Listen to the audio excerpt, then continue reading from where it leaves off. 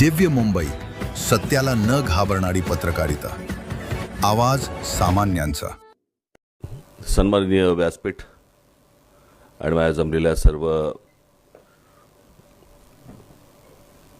वरुणराज भिडे यांच्या प्रेमाखातर सर्व जमलेल्या माझ्या मराठी बांधवांनो, भगिनींनो, मातांनो,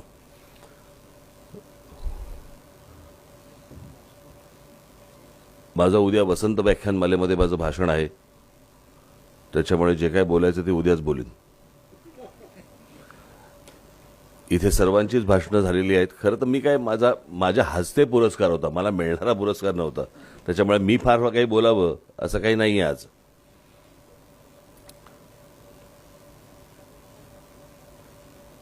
ह्या कार्यक्रम संपल्यानंतर अजून काही कार्यक्रम आहे इथे? तर मला मगाशी असं वाटलं तर इथे लहान मुलगी आली, तिथे दोन लहान मुलं बसली आहेत, तिथे अजून एक त्याच्याहून लहान मुलगा बसलाय, हा बघा कडेवरती बसलाय इथे. तर मला वाटलं की त्याच्यानंतर काही वेगळा अजून काही कार्यक्रम असेल, कारण नाहीतर मग अशा कार्यक्रमांनाही एवढी लहान मुलं कशासाठी आणली मला माहीत नाही. घरी ठेवता येणार नाही म्हणून कदाचित असेल. कारण माझं असं एकदा झालं होतं. मी एकदा झाली त्याला आता 30 वर्ष झाली असेल. अकोले नावाचं एक गाव होतं आपल्या नगरला. तिथे रात्री माझी सभा होती. त्यावेळेला ते आचारसंहिता वगैरे झंझट लागलं नव्हतं आणि थंडीचे दिवस होते, भयंकर थंडी होती. आणि त्याचं अकोले गाव असं वरती आहे आणि इतकी थंडी होती, मला कल्पना नव्हती इतकी थंडी असेल. मी तिथे वरती गेलो तर तिकडे आमचे सगळे लोक सगळे कानटोप्या बिनटोप्या घालून स्टेजवरती बसलेले, समोर जी काय लोक होती प्रेक्षक सगळे, ते सगळे घोंगड्या बिंगड्या घेऊन असे एवढे दिसत होते. मला प्रतिभाताई पाटील दिसायच्या ना, त्या अख्ख्या झाकलेल्या असायच्या सगळ्या. मला काहीतरी त्या कबूतर वगैरे काढतील असंच वाटायचं.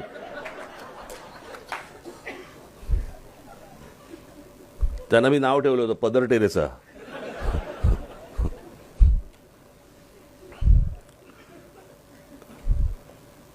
आणि सगळे एवढेच दिसत होते मला की मी वरती गेलो, आपला तिकडे तावाने भाषण बिषण केलं. बरं, काही हसण्याच्या जागा असतात, टाळ्यांच्या जागा असतात, आतल्या टाळ्या वाजवत होते. फार तोंड उघडत नव्हते हसायला. आणि मी आपला साधा जब्बा लेंगा घातलेला हो. मग तिथे झेंडा आणि मी दोघेच जण फडफडत होतो. बाकी सगळे आतमध्ये आपले. सगळं माझं भाषण बिषण संपलं, सगळेजण राष्ट्रगीताला उभे राहिले, राष्ट्रगीत संपलं, सगळेजण खाली बसले.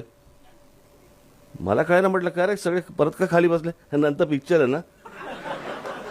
तर मला तसं वाटलं काहीतरी की बाबा ही लहान लहान मुलं आली तिकडे, नंतर काहीतरी कार्यक्रम असेल. आज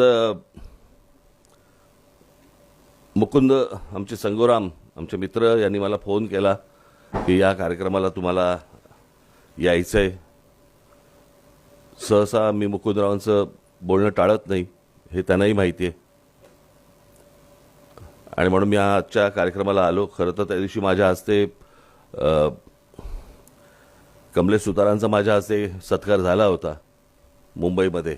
त्याच आणि हाही सत्कार इथे होता. मी त्यांना सांगितलं होतं खरं तर जॉईन करून घ्या. पण आज इथे मृणालिताई आल्या, त्यांनी फार सुंदर भाषण केलं, चांगलं भाषण केलं. इतरही सगळे पुरस्कार इथे मिळणारे सगळे लोक आहेत. अनेक पत्रकार आहेत. आत्ता आवट्यांनी भाषण केलं आणि त्याच्यामध्ये त्यांनी एक आशावाद दाखवला की पुढे आहे. मलाही आशा आहे. मी काही निराश नाही आहे. पत्रकारितेतनं मीही आलो. मग मार्मिकमधनं असेल, सामनामधनं असेल. मी अनेकदा सांगितलं, मी 2 वर्ष मी लोकसत्तेमध्ये फ्रीलान्सर म्हणून, व्यंगचित्रकार म्हणून काम केलं. अनेक मी दिवाळी अंक किंवा इतर जे काही अंक असतील याच्यामध्ये मी व्यंगचित्र केली. घरात माझ्या ती गोष्ट होती, त्याच्यामुळे मला लहानपणापासून मी त्या वातावरणातच वाढलो. पत्रकारिता बदलली याच्यामध्ये काही प्रश्नच उरलेला नाहीये, ती बदललीच. मला फक्त एकाच गोष्टीचं भीती वाटते पत्रकारितेमध्ये की पत्रकारांची आतली जाणीवा मेलेल्या नाही आहेत. पण सरकार तुम्हाला किंमत देत नाही, ही मला असं वाटतं अत्यंत भयानक गोष्ट आहे. तुम्ही कितीही लिहा, तुम्ही कितीही गोष्टी मांडा, तुम्ही कितीही गोष्टी दाखवा, आम्हाला तुमच्या बोलण्याने आणि लिहिण्याने आम्हाला काही फरक पडत नाही. मला असं वाटतं की ही विचार करण्यासारखी सर्वात महत्त्वाची गोष्ट आहे. पत्रकार एका पोटतिडकीने लिहित असतात, परंतु त्याचबरोबर आत्ताची जी परिस्थिती, मी त्या दिवशीच्या माझ्या भाषणामध्ये मी सांगितलं, मी मध्यंतरी नागपूरला गेलो होतो, अधिवेशनामध्ये चुकून गेलो होतो. मला अनेक काही जुने पत्रकार मला भेटले आणि ते पत्रकार भेटल्यावरती मी त्यांना विचारलं, म्हटलं काय सध्या कुठे आहात. माझा विचारण्याचा उद्देश असा होता की वर्तमानपत्र का चॅनल. तर त्यांनी सांगितलं नाही, या मंत्र्याकडे असतो. दुसरा भेटला, त्यांनी पण मला तेच सांगितलं. तिसरा भेटला मला, त्यांनी पण तेच सांगितलं मला. आणि चांगले चांगले पत्रकार मंत्र्यांकडे कामं करतायत. आणि जर समजा अशा प्रकारे जर समजा राज्यकर्त्यांना, मंत्र्यांना, आमदारांना, खासदारांना जर समजा वाटलं की आम्ही तुम्हाला कसेही शरण आणू शकतो आणि तुम्हाला कधीही विकत घेऊ शकतो, ही मला असं वाटतं जी भावना निर्माण झालेली आहे, ही जोपर्यंत मरत नाही, त्यांना भीती वाटत नाही तुमची, तोपर्यंत काही होणार नाही. हा सगळा पोकळ आशावाद आहे. तुम्ही लिहित राहाल, तुम्ही बोलत राहाल, सगळ्या गोष्टी होत राहतील, परंतु त्यांना जर ह्या गोष्टींची, यांच्या लिहिण्याने आणि बोलण्याने ना आमची सत्ता जाते ना आमची सत्ता येते, असा जर समज झाला असेल तर तो घालवणं हे मला असं वाटतं सर्व पत्रकारांचं एकत्र येऊन काम करणं गरजेचं आहे. त्याच्यासाठी तुम्ही मगाशी म्हणालात की ते कसेल त्याची जमीन, आपणच बोललात ना. आत्ताची परिस्थिती असेल ज्याला दिसेल त्याची जमीन.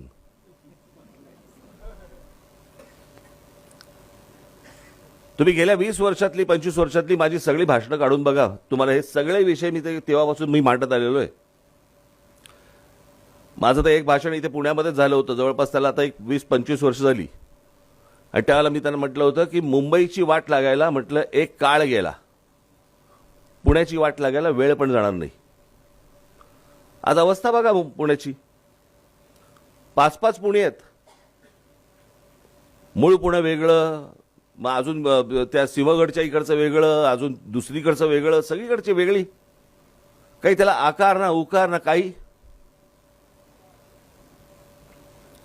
आणि तुम्ही मगाशी म्हटलं त्याप्रमाणे की बाबा एका दिवसामध्ये पाणी तुंबलं आणि मग सगळं पाऊस पडला आणि पाणी तुंबलं, होणारच आहे ते. याचं कारण कोणाचं लक्षच नाहीये. मी नेहमी सांगत आलो की 4 प्रकारच्या जमिनी असतात. एक असते ती केंद्र सरकारची असते, दुसरी असते ती राज्य सरकारची असते, तिसरी असते ती महानगरपालिकेची असते आणि चौथी असते ती खाजगी असते.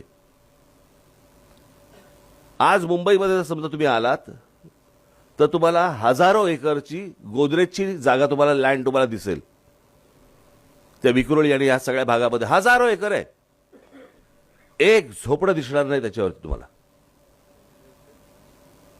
केंद्राच्या, राज्याच्या आणि महानगरपालिकेच्या सर्व जागांवरती झोपडपट्ट्या कशा काय झाल्या, अनधिकृत बांधकामं कशी काय झाली, याचं कारण त्याला आईबापच नाहीये. कोणत्याही राज्यकर्त्याला, कोणत्याही आमदाराला, कोणत्याही खासदाराला, कोणत्याही नगरसेवकाला हे माझं आहे, हे माझ्या शहराचं आहे, हे माझ्या नागरिकांचं आहे अशी भावनाच नाहीये. जे आहे ते आत्ता ओरबाडून घे, पुढचं कोणी बघितलंय मला कळतच नाही. मला ही ती जी फ्रेज आहे ना, काय पैसे कमवले त्यांनी, 7 पिढ्या बसून खातील, 6 काय अपंग निघणार आहेत का, की सगळी जबाबदारी तुझ्यावर टाकली आहे. इतके नालायक निघणार आहेत तुझे 6 जण.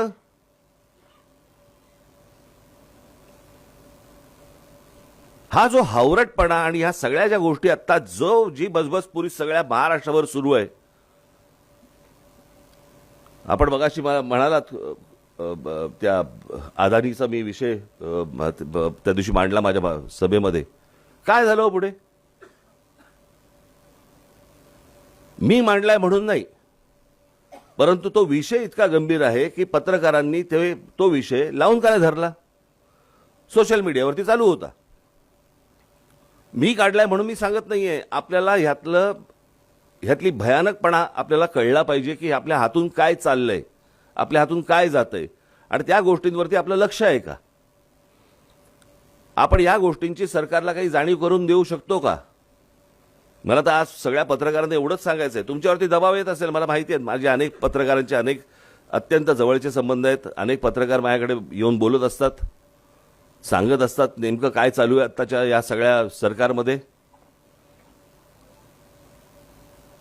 याच्या अगोदरच्या सरकारमध्येही या प्रकारच्या गोष्टी होत्या, जरा लपून छपून होत्या. आता फारच उघड झालं सगळं. आणि मग जर का समजा तुम्ही थोडीशी विरोधात बातमी टाकली की वरनं फोन मालकाला, संपादकाला वरनं फोन आणि दबाव टाकायचा, परत बातमी येता कामा नये. माझं तर सर्व पत्रकारांना माझं म्हणणंच आहे, सांगणंच आहे, असा जर एकदा जरी दबाव आला ना, त्यांच्या बातम्याच टाकायच्या पहिले बंद करा. चांगल्या वाईट कुठच्याही बातम्या टाकायच्या बंद करा. एकदा बातम्या का बंद झाल्या एकदा विचारायला येऊ तर देत.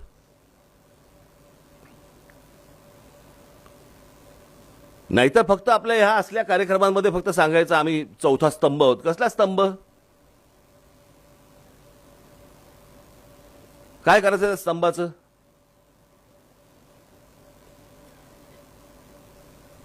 भाई या सगळ्या म्हणजे मला फक्त नोकरी टिकवायची म्हणून मी पत्रकार आहे. माझा महिन्याचा पगार चालू राहिला पाहिजे. मी आता नवीन घर घेतलेलं आहे, त्याचा EMI कसा भरायचा, मला हे पत्रकारांनी सांगितलेल्या गोष्टी सांगतोय तुम्हाला. मी वेगळं सांगत नाहीये, माझ्या मनातल्या गोष्टी सांगत नाहीये. मी आता नवीन घर घेतलं, EMI कसा भरायचा, मग या सगळ्या गोष्टींमधनं आम्हाला काय करणार, आम्ही नोकरी टिकवावी लागते. काय चालू आहे आत्ताच्या पत्रकारितेमध्ये? कोणत्या काय चॅनलवरच्या काय पत्रकार आहेत मला काय सांगा. मला त्या बिचारांना इतकं करायचंय, मी त्या पत्रकारांना दोषच देणार नाही. एक तर अनेक तरुण मुलं आहेत, तरुण मुली आहेत, त्यांना प्रचंड काम करायचंय, त्यांना अनेक गोष्टी, त्यांना खरं तर क्रांतीच करायची. वर्तमानपत्रांमध्ये देखील अनेक तरुण असतील, अनेक पत्रकार असतील की ज्यांना खरंच लिहायचंय, बोलायचंय, सांगायचंय, पण या सगळ्या राजकीय दबावामुळे त्यांना ह्या गोष्टी करता येत नाहीत.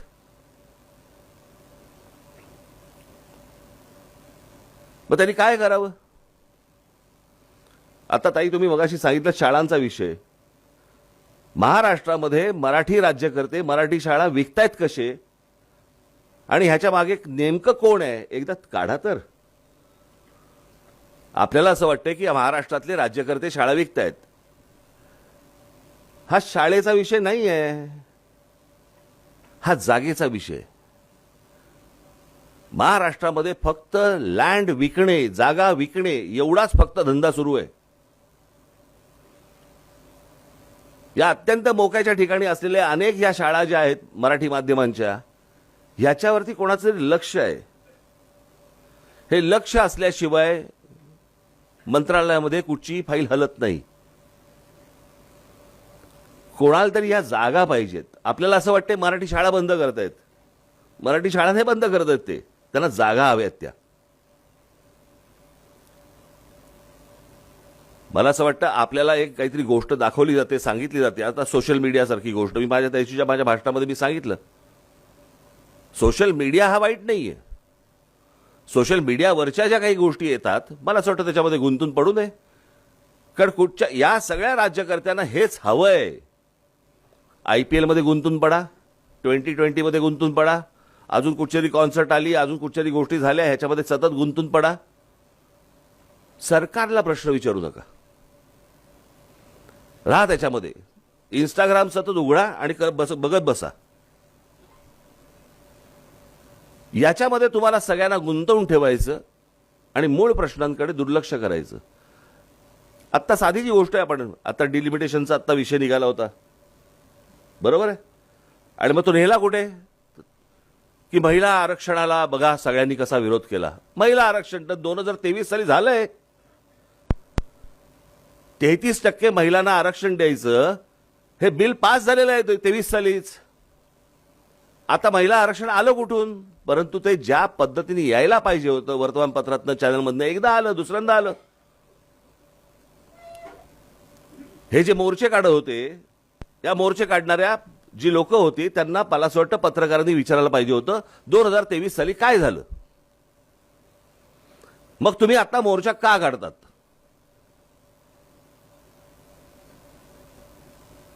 त्यांना कोणीच प्रश्न विचारणार नाहीत, त्यांना आपले सोडून देणार. आणि मग ज्या वेळेला हे अनेक पत्रकार परिषदा मी आता मी अनेकदा घेत पण नाही हल्ली, हे असं असं म्हणाले तुम्हाला काय वाटतं, तुझं बोल ना, तू ते काय म्हणाले ह्याची तुला काय घेणे घेणे, एवढंच सांगितलं जातं चॅनलवरती. हे काय बोलले बघा आणि मग ह्याच्यावर ते काय बोलले बघा आणि रात्री संध्याकाळी भिडवून टाका. अख्खा दिवस गेला की झालं आमचं काम. ते तरी काय करणार. मला असं वाटतं की पत्रकारिता आज मी काय संपली बिंपली ह्या मताचा मी नाहीये, ती संपणार पण नाही कधी. अनेक चांगले पत्रकार आहेत, हे उत्तम काम करतायत, ते करतच राहणार. नवीन पत्रकार येतील तेही करत राहणार. ही आज कोणाची सत्ता आहे, कोणी दबाव टाकत असेल, परंतु कोणी सत्तेचा अमरपट्टा घेऊन आलेला नसतो. आणि जसं काय म्हणतो आपण त्याला की अशा प्रकारच्या गोष्टी ज्यावेळेला सुरू असतात त्याही जात असतात, सत्तेलाही ओटी लागत असते आणि अपयशालाही भरती येत असते. त्याच्यामुळे त्या गोष्टी होत राहणार. परंतु उद्या आम्ही जर समजा चुकलो, आमचेही कान धरा, ते धरताच. पण जे नेमके खूप मोठ्या प्रमाणावर चुकतायत त्यांचे जरा कान धरा. आणि पहिली गोष्ट म्हणजे ना, एकमेकांबद्दलची असूया मनातनं काढून टाका. की कोणी हा विषय मांडला, उद्या कमलेश सुधारने एक विषय आणला, त्याचं ते चॅनल बघून घेईल, त्याने काढल्याने विषय, मग त्याचा तो बघून घेईल. अरे तो विषय महत्वाचा आहे. उद्या समजा मृणालीताईंनी काहीतरी एक लेख लिहिला आणि तो जर महत्वाचा असेल आणि त्यांच्यातनं जर समजा काहीतरी एक स्फोटक काही गोष्ट जर बाहेर येणार असेल, मला असं वाटतं सर्व पत्रकारांनी मिळून ती गोष्ट केली पाहिजे. परंतु आपल्याकडे कसं आलंय, नाही त्यांनी केलं ना, त्यांचं ते बघून घेतील, आपल्याला काय देणे घेणे. आणि तुम्ही एकत्र सर्वांनी राहावं ही काळाची गरज आहे. आणि मला असं वाटतं तुम्ही एकत्र राहू नये ही सत्तेची गरज आहे. आज पत्रकारिता वरुणराज भिडेंच्या नावाने तुम्ही बिंदास बेधडक आणि ह्या सगळ्या गोष्टी आपण आता बोलत राहिलो. तुम्ही बघाशी म्हणालात की कोणी कोणाच्या वेळेला म्हणाले ते लोकशाही बुडाली, कोणाच्या वेळेला कोण बोललं मग अशी म्हणाला ना, गांधी बोलले का कोण बोललं, नेहरू म्हणाले का काहीतरी की लोकशाही धोक्यात आहे. नेहरू म्हणाले लोकशाही धोक्यात आहे. तेव्हापासून धोक्यात आहे. म्हणजे आता काय झालं असेल त्याचा लोकशाहीचं बरं एकदा बघा. आणि प्रत्येक अगोदरच्या काळाला नंतरच्या येणाऱ्या काळाबद्दल एक वाटतंय फुकट गेलेत. तसं नसतं. मला असं वाटतं तसं काळ बदलत जातो. काळ बदलतो तशा गोष्टी बदलतात, विचारसरणी बदलते, विचार करायची पद्धत बदलते. परंतु काही मूलभूत गोष्टी ज्या असतात त्या मला असं वाटतं की तशाच असतात, ठाम असतात. जे आता मला असं वाटतं आवटेंनी जे सांगितलं की हे सगळं करतोय कोणासाठी करतोय, तर हे सगळं लोकांसाठी करतोय, हे तुमचं आहे. राज ठाकरे ज्यावेळेला मराठीबद्दल बोलतो, महाराष्ट्राबद्दल बोलतो, मराठी भाषेबद्दल बोलतो, मराठी माणसाबद्दल बोलतो, ते काय माझं नाही आहे, ते तुमचं आहे. मी जे तुम्हाला सांगतोय तुमच्या हातातनं काय चाललंय, तुमच्या पायाखालची काय चाललंय जमीन, हे मी तुम्हाला सांगतोय. कारण नंतरच्या पश्चातापाच्या कपाळावरती हात मारण्याला काही अर्थ उरत नसतो. कारण एखादी गोष्ट तुमच्या हातातून गेली की ती परत तुमच्या हातात येत नसते. आज जे चालू आहे सगळं की त्या सगळ्या भैयांना काहीतरी मराठी शिकवायचं, मराठी शिकवायचं, उद्या पत्रकारितेत येतील. मराठी शिकून, तेव्हा तुम्ही काय कराल? हं? अनेक पत्रकार सांगतात नाही नाही, पण शेवटी कसं आहे, ते आलेत आता म्हटल्यानंतर मराठी शिकवलं पाहिजे आणि उत्तम शिकले. आणि उद्या जर समजा इथे बसलेल्यांपैकी समजा तिवारी बिवारी समजा बसलेले आहेत वरुणराज भिडे पुरस्कार घेताना, कसं वाटेल मला जरा सांगा? त्यांची राज्य नाही सुधारली याच्याबद्दल कोण बोलत नाही. त्यांच्या राज्यकर्त्यांना हे कोणी प्रश्न विचारत नाहीत. प्रत्येक वेळेला प्रश्न महाराष्ट्रातच निर्माण होणार. प्रत्येक वेळेला तुम्हाला येऊन महाराष्ट्रातच तुम्हाला धमकी दिली जाणार आणि त्याच्यावरती आमचे राज्यकर्ते हे हात चोळत बसणार. कोणाच्या दबावाखाली? का तुम्ही असे सगळेजण बॅकफुटवरती येऊन का खेळतात मला कळलेलं नाही. दुसऱ्या राज्यांमध्ये हिंमत आहे का असं कोणाची बोलायची? परंतु त्यांच्यावरती त्या प्रकारचा दबावच नाहीये. आज ही गोष्ट त्यांनी तामिळनाडूमध्ये करून दाखवावी, बंगालमध्ये करून दाखवावी, लांब कशाला गुजरातमध्ये करून दाखवावी. की आम्ही गुजराती नाही बोलणार, हिंदीच बोलणार करून दाखवावी. हे तुमच्याच नाकावर टिचून येऊन का बोलतात? याचं कारण मी अनेकदा बोलत आलोय, जिथे जमीन भुसभुशीत असते ना तिकडेच घुशी होतात. घुशी खडकात नाही होत. खडकात वाव नसतो त्यांना. जी राज्य त्यांचे लोक हे ज्यावेळेला टणक राहतात, कडक राहतात, त्यावेळेला असली लोक येऊन शिरू शकत नाहीत, अशी लोक येऊन बोलू शकत नाहीत. पण आमच्याच सगळ्या लोकांचं मवाळ धोरण असतं. 4 गोष्टी ते राज ठाकरेला सुनावतील आमचे पत्रकार की मारणं हा काय उपाय आहे का? बरं, मग काय लिहिणं उपाय आहे? हे लिहून ऐकणार आहेत? मी अनेकदा सांगितले, आम्ही पहिले कधीही या सगळ्या गोष्टी करताना पहिले हात जोडूनच जातो. नाही ऐकलं तर हात सोडून जातो. परंतु ह्या प्रकारचं ज्या वेळेला वातावरण तयार होतं राज्यामध्ये, त्यावेळेला तुम्ही इतर राज्यांचे पत्रकार, इतर राज्यांचे सगळ्या राजकीय पक्षांचे नेते, सगळी लोक आणि जनता ही कशी एकवटते त्यांच्या भाषेसाठी आणि त्यांच्या गोष्टींसाठी, हे कधीतरी आपण बघणार आहोत की नाही? आज इथे ताई तुम्ही म्हणालात की मराठी शाळांच्या बद्दल कोणाला आस्था आहे आणि कोणाला काय. आत्ता 1 मे आहे ना, परवा दिवशी 1 मे आहे ना. मी दरवर्षी तिकडे सकाळी जातो. 1 मे हा दिवस कसला दिवस आहे हो? महाराष्ट्र दिन म्हणजे काय? मुंबईसह संयुक्त महाराष्ट्र झाला तो दिवस ना.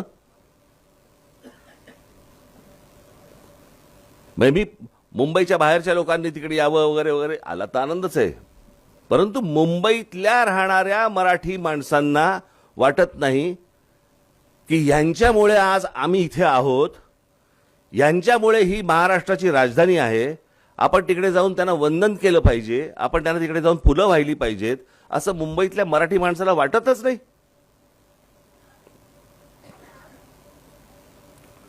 इतक्या लोकांनी ही मुंबई महाराष्ट्राची राहावी म्हणून रक्त सांडलं. ते रक्त सांडल्यानंतरची जाणीव आमच्या मराठी लोकांमध्ये नाहीये. जर मुंबई महाराष्ट्राला मिळाली हीच जर जाणीव नसेल, तुम्हाला भाषेची जाणीव आणि तुम्हाला मराठी शाळांची कुठची जाणीव घेऊन बसलोय आपण? काही देणं घेणं नाही या लोकांना.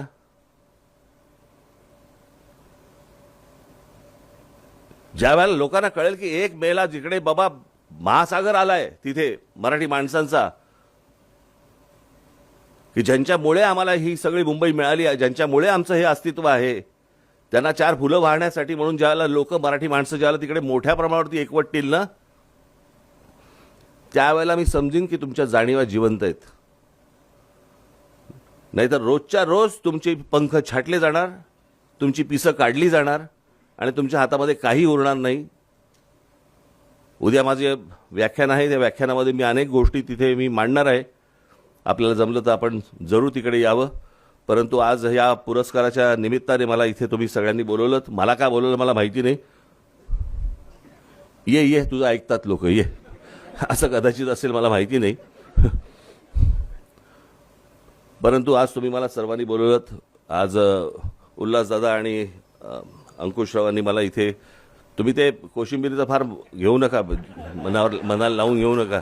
एकूणच महाराष्ट्राची कोशिंबीर झाली, तुमचं काय घेऊन बसलाय तो इकडे बरं का. त्याच्यामुळे असं त्या सगळ्या गोष्टी, ते थोडंसं गोष्टी होत असतात. परंतु अत्यंत, मगाशी कोणीतरी सांगितलं त्याप्रमाणे, अत्यंत दोघेही सभ्य गृहस्थ आहेत. म्हणजे आम्ही असभ्य होत असं होत नाही त्यातनं, परंतु हे खूप चांगली माणसं आहेत. आणि या सर्वांच्या आमंत्रणाला मी मान देऊन आणि पुन्हा एकदा आमच्या मुकुंदरावांना धन्यवाद देतो की मला आजच्या कार्यक्रमाला तुम्ही इथे बोलवलं. त्याबद्दल धन्यवाद. आपण बराच वेळ सगळेजण इथे थांबलात. पोरं कंटाळली असतील कदाचित, त्यांना बाहेर घेऊन जा. आम्ही पोरं कंटाळलेलो आहोत, आता आम्ही बाहेर निघतो. तर पुन्हा एकदा आपण जरूर सर्वजण भेटू आणि भेटत राहू. धन्यवाद.